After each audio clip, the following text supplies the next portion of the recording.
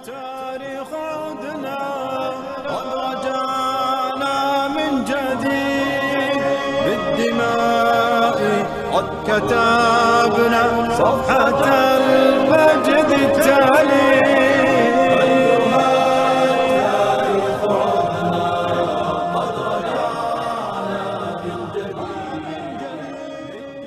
الحمد لله والصلاة والسلام على رسول الله.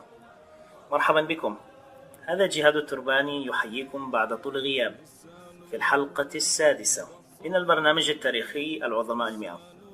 ولمن لم يتابع الحلقات الماضية فهذا البرنامج مبني على كتاب 100 من عظماء أمة الإسلام غيروا مجرى التاريخ. وأشكر الجنود المجهولين الذين نشروا البرنامج في مواقع التواصل الاجتماعي، أسأل الله أن يجازيكم خيرا. ويبدو أن هناك فارس مجهول قام مؤخرا بنشر البرنامج بشكل واسع. إلى ذلك الشخص شكرا لك. وقبل أن نبدأ في قصة اليوم أريد أن أعلق على تعليق وصلني أسعد قلبي عند قراءتي له. هذا التعليق وصلني من سليمان الذي يبلغ من العمر 10 سنوات ويحرص على مشاهدة البرنامج. يا سليمان، هذا البرنامج موجه بالدرجة الأولى إليك أنت وإلى الأبطال الصغار، لكي تعرفوا تاريخكم الذي جهلناه نحن في صغرنا فوقعنا ضحية لغزاة التاريخ. عندما أرى أبطالا صغار مثل سليمان يحرصون على مشاهدة برنامج يتحدث عن تاريخ الأمة يزيد إيماني بأن هذا الجيل هو الجيل الذي انتظرناه لقرون. وأكيد أن هناك من هم في عمر سليمان وربما أصغر. إلى هؤلاء الأبطال الصغار أنتظر تعليقاتكم واقتراحاتكم، ولا تنسوا أن تكتبوا أعماركم بجانب تعليقاتكم. أما الآن فإلى الحلقة السادسة التي سنخصصها لقصة بطلين من أبطال البحرية الإسلامية المجاهدة، وسنشرح فيها كيف أصبح الأسطول الإسلامي العملاق القوة العظمى الأولى في بحار الأرض. هذه الحلقة بالذات لها أهمية خاصة، وذلك لأنها تؤكد ما كنا قد أشرنا إليه في نظرية الغزو التاريخي. إحدى بنود هذه النظرية هي طمس تاريخ أبطالنا وإخفائه، فلا يكون لهم ذكر في التاريخ أصلا.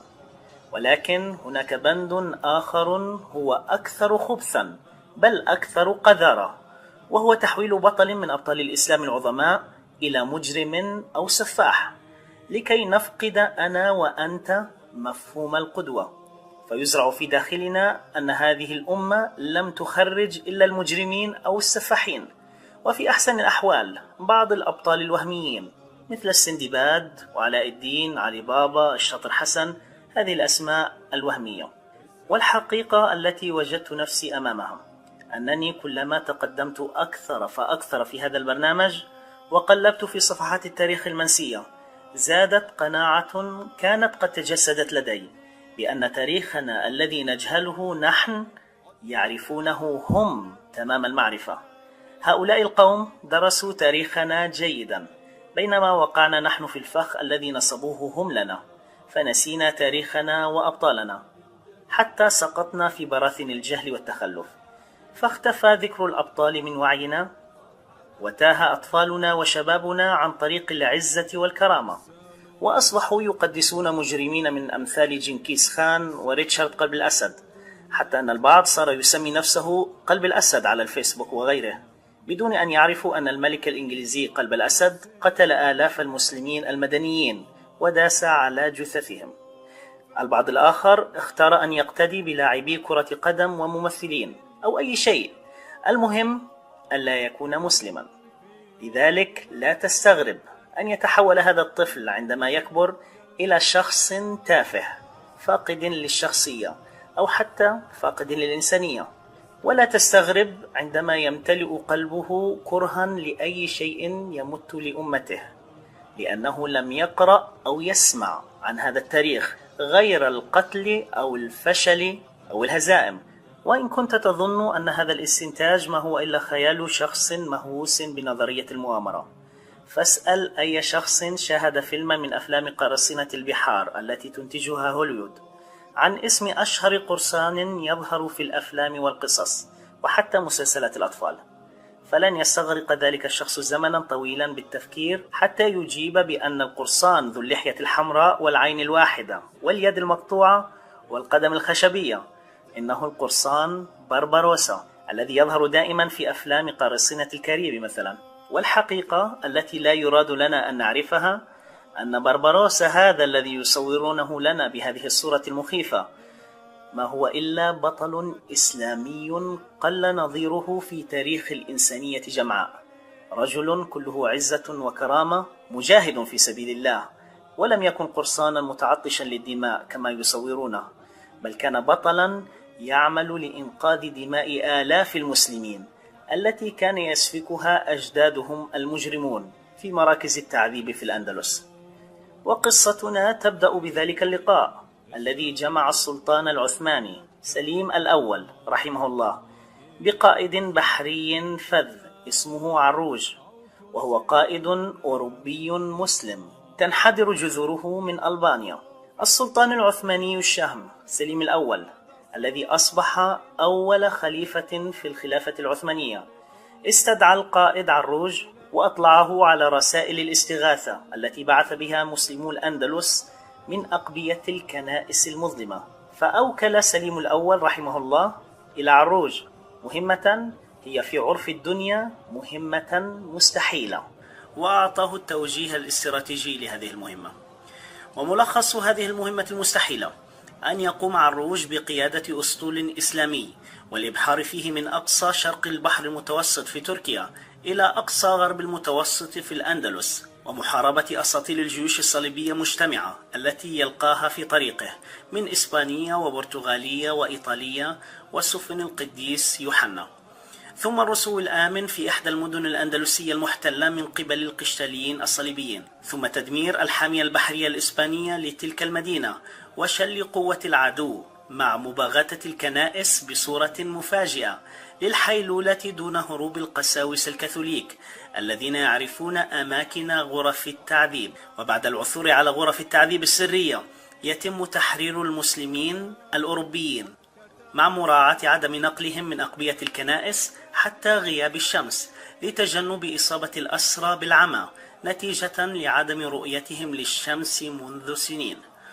وأخيرا الإبحار تحت جنح الظلام مع الأخذ بعين الاعتبار أن العودة هذه المرة لن تكون نحو تركيا وإنما ستكون نحو الجزائر من طريق آخر، وذلك لإسعاف الأسرى بأسرع وقت من جهة ولخداع بحرية العدو من جهة أخرى. انتهت المهمة. التوقيع السلطان سليم الأول. هل رأيت أو سمعت أو قرأت عن عملية مستحيلة في تاريخ البشر أصعب من هذه المهمة؟ في الجزء الرابع من فيلم المهمة المستحيلة تحول المكان الذي مثل فيه توم كروز بطل الفيلم إلى مزار للسياح العرب الذين لا أعتقد أنهم سمعوا عن العملية المستحيلة الحقيقية التي قام بها بطل من أمتهم اسمه عروج. الغريب أن القائد المجاهد عروج قام بتنفيذ هذه المهمة بنجاح منقطع النظير، والأعجب من ذلك أنه قام وإخوته بتكرارها مرات ومرات، فأنقذ أولئك البحارة الأوروبيون المسلمون جزاهم الله كل خير عشرات الآلاف من أرواح المسلمين الذين هم أيضا من الأوروبيين الأندلسيين. فدعا صيت القائد الإسلامي عروج في بحار الدنيا كلها، وتناقلت شوارع أوروبا الكاثوليكية قصصا متناثرة عن بطولة بحار عثماني يبحر كالشبح المرعب فلا يستطيع أحد صده أبدا. أما الأندلسيون المسلمون فقد أسموه بابا عروج أو بابا عروتس، أي الأب عروج في لغة الأندلسيين الأوروبيين، وذلك من فرط احترامهم وتقديرهم لهذا البطل الذي خلصهم من ويلات محاكم التفتيش. فحرف الإيطاليون بابا أروتس إلى بربروس، وتعني بالإيطالية الرجل صاحب اللحية الحمراء، ولعل هذا هو سر امتلاك القرصان الذي يظهر في أفلام أولئك التافهين للحية حمراء. المهم أن القائد عروش أو بربروس اصطحب معه في جهاده إخوته إسحاق وإلياس وخسرف الذي سمي بخير الدين، فاستشهد إلياس رحمه الله في جهاده، وقام خير الدين بمحاربة الحكام العملاء مع الصليبيين الأسبان في بلاد الجزائر، بينما سقط عروج في أسر فرسان القديس يوحنا في جزيرة رودوس. ولكن البطل عروج وبعملية خيالية استطاع أن يحرر نفسه، ثم قام بالتسلل بحرا إلى إيطاليا، وهناك استولى على سفينة من سفن الجيش الصليبي بعد أن قتل كل من فيها من الجنود الصليبيين، ثم أبحر بها وحده من إيطاليا إلى مصر. ومن ميناء الإسكندرية انطلق المجاهد الفذ عروش مرة أخرى ليلقى أخاه خير الدين، ليواصل الإخوان بربروسا معا الجهاد في سبيل الله بسفنهم القليلة المتواضعة. ولكن أحد الخونة من الحكام الموالين لإسبانيا الصليبية آنذاك قام بمساعدة الغزاة في حصار مدينة تلمسان الجزائرية، فرفض القائد البطل عروج وجنوده الأتراك والجزائريين، رفضوا الهروب أو الاستسلام، وفضلوا أن يلقوا الله مقبلين غير مدبرين. ولما علم الأسبان أن القائد عروج بنفسه هو الذي يقاتل في تلك المعركة، بعثوا بالإمدادات العسكرية لتحاصر هذا البطل من كل اتجاه، فأحاط به الصليبيون بسيوفهم في كل موضع قبل أن ينهالوا على جسمه بسيوفهم الغادرة تقطيعا وتمزيقا، وقتل البطل عروج. ولم يكتف الغزاة الصليبيون بقتل هذا المجاهد، وإنما قطعوا رأسه وأخذوها ليطوفوا بها في مدن أوروبا الكاثوليكية التي دقت بها أجراس الكنائس احتفالا كلما مر هذا الرأس الذي كان يسبب كابوسا لملوكهم. ولكن هل انتهى الإسلام بعد مقتل عروج؟ وهل استسلم المسلمون للصليبيين؟ اسألوا جند الصليب، اسألوا جند التتار، هل يئسنا من قتال أو كسرنا من حصار؟ ليس المهم في أمة الإسلام من يحمل الراية، بل المهم أن تبقى الراية مرفوعة دائما. فإن كان قد سقط بطل من أبطال أمة الإسلام، فإن هناك بطل آخر يولد بها. إنه القائد البطل خير الدين بربروسا، شقيق القائد عروج، الذي صمم على مواصلة طريق الجهاد التي بدأها أخوه عروج رحمه الله. فجهز خير الدين بربروسا سفنه واتجه بها مباشرة إلى تونس، فدمر السفن الإسبانية هناك وحررها من الصليبيين وأذنابهم، ثم توجه بجنود الخلافة العثمانية المجاهدة فحرر الجزائر. ولم يكتفي بذلك، بل قام باحتلال جزر البليار الإسبانية بعد أن دمر الأسطول الإسباني هناك. ولما سمع البابا بولس الثالث في روما بانتصارات هذا القائد المسلم، أعلن من الفاتيكان حالة النفير العام في أرجاء أوروبا الكاثوليكية، فتكون تحالف صليبي ضخم مكون من جمهورية البندقية وجمهورية جنوة والسفن الحربية للدولة البابوية وقراصنة القديس يوحنا، فاجتمع أكبر أسطول عرفته الأرض في ذلك الوقت، مكون من 600 سفينة تحمل نحو 60,000 جندي، ويقوده قائد بحري أسطوري هو أعظم قائد بحري عرفته أوروبا في القرون الوسطى، يدعى أندريا دوريا، وذلك لإنهاء الإسلام كلية في البحر الأبيض المتوسط. بينما تألفت القوات العثمانية من 122 سفينة تحمل 22,000 جندي فقط. والتقى الأسطولان في معركة بروزا في 4 من جماد الأولى عام 945 هجريا، الموافق 28 من سبتمبر 1538. احفظ معي هذا التاريخ جيدا، فهو يوم من أيام الله العظيمة. إنه يوم معركة بروزا البحرية الخالدة، تاريخ أكبر معركة بحرية في تاريخ الإسلام إلى يوم الناس هذا.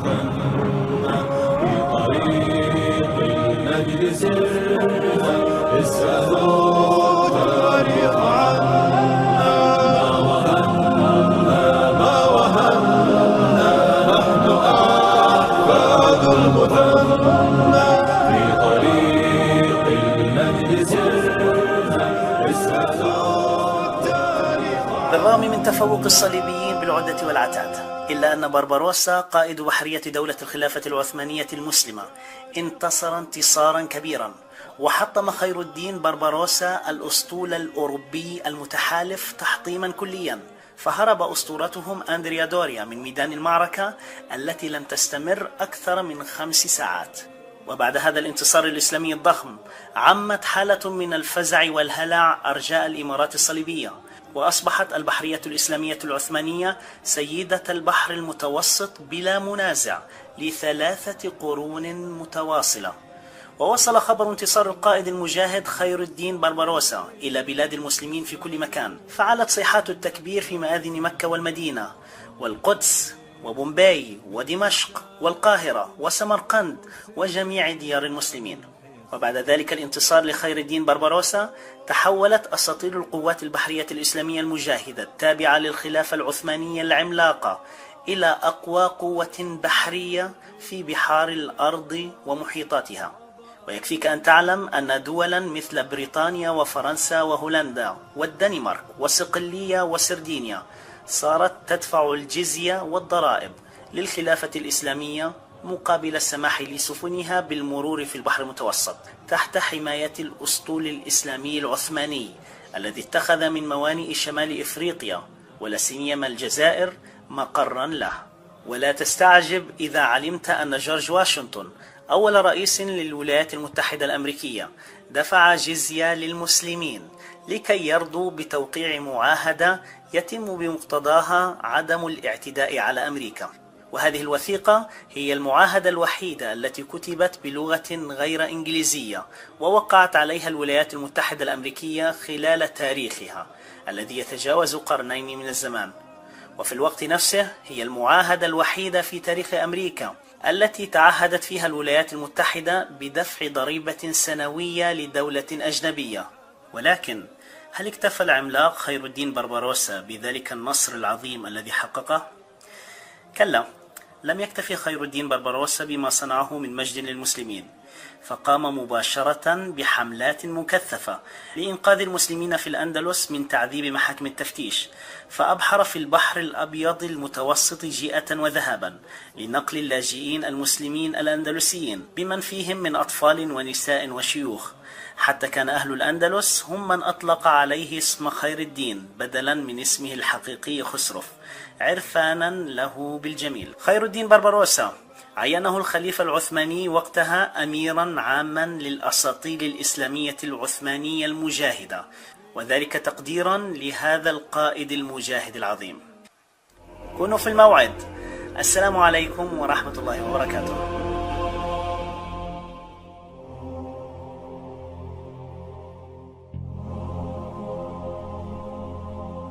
سأتشرف بمتابعتكم لقناتنا على اليوتيوب لتصلكم حلقات البرنامج أولا بأول، وسأتشرف أكثر بقراءة تعليقاتكم ومقترحاتكم أسفل الفيديو في اليوتيوب وعبر صفحتنا على الفيسبوك وتويتر. أمتي كنت ولا